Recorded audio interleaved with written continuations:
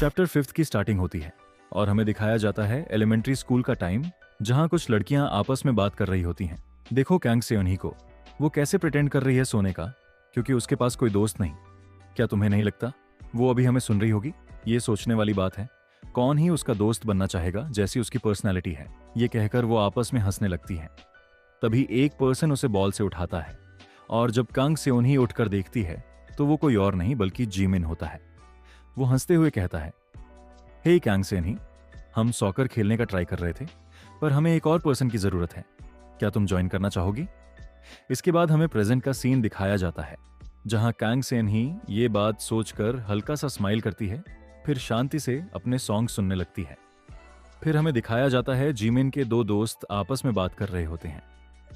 जैसा जिमिन ने कहा, वो और कांग सेओनही एक साथ एलिमेंट्री स्कूल गए हैं, तो इसका मतलब वो इसी नेबरहुड के एलिमेंट्री स्कूल में पढ़ते थे।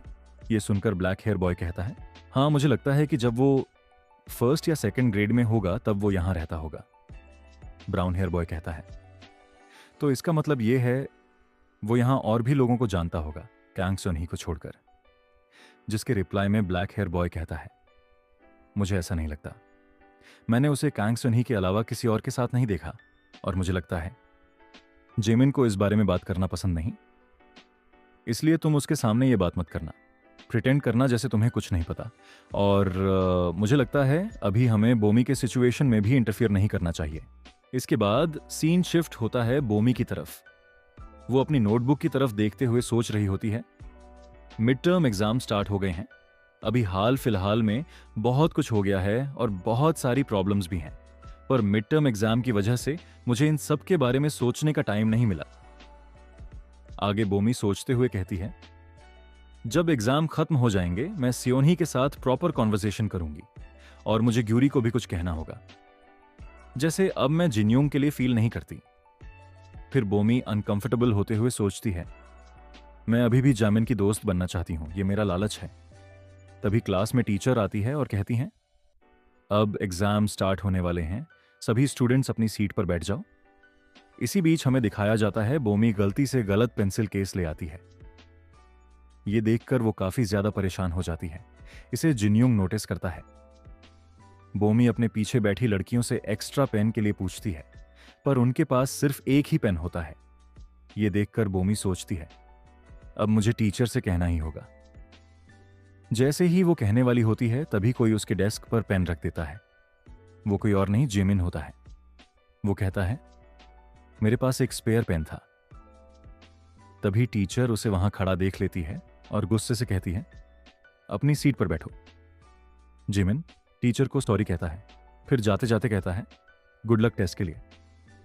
यह सुनकर बोमी सॉफ्टली कहती है, तुम्हें भी।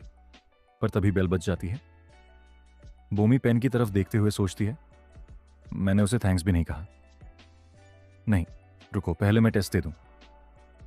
इसी बीच हमें दिखाया जाता है कि जिन्योंग के हाथ में 2 पेन्स थे, पर वो बोमी को नहीं दे पाया क्योंकि वो शर्मा रहा था। कुछ समय बाद हमें दिखाया जाता है कि काफी बच्चों ने बोमी को घेर रखा था और उससे टेस्ट के बारे में सवाल कर रहे थे। जहां बोमी सोच रही होती है, अभी एक ही दिन हुआ है और मैं इतना थका हुआ महसूस कर रही हूं। तभी वो जिमिन को जाते हुए नोटिस करती है और सोचती है, मुझे उसे थैंक्स करना है। फिर सियोन बच्चों के बीच आती है और कहती है, तुम्हें इसे घर जाने देना चाहिए, चलो बोमी। सियोन के सामने कोई बोमी से सवाल नहीं करता, बल्कि सियोन को वहां देखकर सब घबरा जाते हैं। इसके बाद हमें दिखाया जाता है बोमी कई बार कोशिश करती है जिमिन से बात करने की, पर हर बार कोई ना कोई बीच में आ जाता है। इन सबको जिन्योंग भी नोटिस करता है, जो ये देखकर थोड़ा कंफ्यूज होता है। सीन शिफ्ट होता है। बोमी आर्ट रूम की तरफ जाते हुए सोच रही होती है, आखिर तक मैं जिमिन को थैंक्स नहीं कर पाई, जबकि इस साल के फर्स्ट एग्जाम खत्म होने को आए हैं।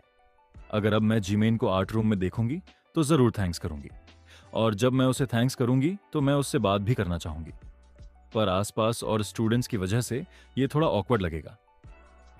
तभी बोमी वहां जिमिन को नोटिस करती है और सोचती है, ये बाहर क्यों खड़ा है? लगता है ये बाकियों का इंतजार कर रहा है। तभी जिमिन भी बोमी को नोटिस कर लेता है। इसके बाद हमें दिखाया जाता है जिन्योंग। वो भागते हुए आर्ट रूम की तरफ आ रहा होता है, ये सोचकर कि आज वो लेट हो गया। तभी वो वहां बोमी और जिमिन को नोटिस करता है और वहीं रुक जाता है। सीन कट होता है।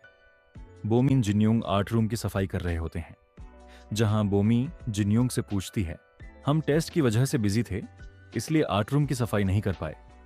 वैसे तुम्हारे टेस्ट कैसे गए? जिन्योंग कहता है, जैसे हमेशा जाते हैं।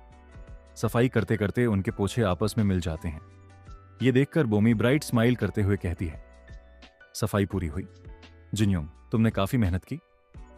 जिन्योंग बोमी को इतना खुश देखकर कहता है, लगता है आज तुम अच्छे मूड में हो। बोमी हंसते हुए रिप्लाई करती है, शायद ऐसा इसलिए है क्योंकि आज का मौसम अच्छा है। यह सुनकर जिन्योंग शांत होकर कहता है, यून बोमी। अपना नाम ऐसे सुनकर बोमी शांति से जिन्योंग की तरफ देखने लगती है। आगे जिन्योंग कहता है, मैंने सोचा था तुम मुझे लाइक करती हो। यह सुनकर बोमी काफी शॉक्ड हो जाती है। वो जिन्योंग की तरफ देखते हुए सोचती है, आखिर ये क्या कह रहा है? इसी के साथ हमारा 5वां अध्याय पूरा होता है। तो दोस्तों, बस इतना ही। अगर पसंद आया हो तो अपना समर्थन जरूर दिखाएं, लाइक और सब्सक्राइब करके।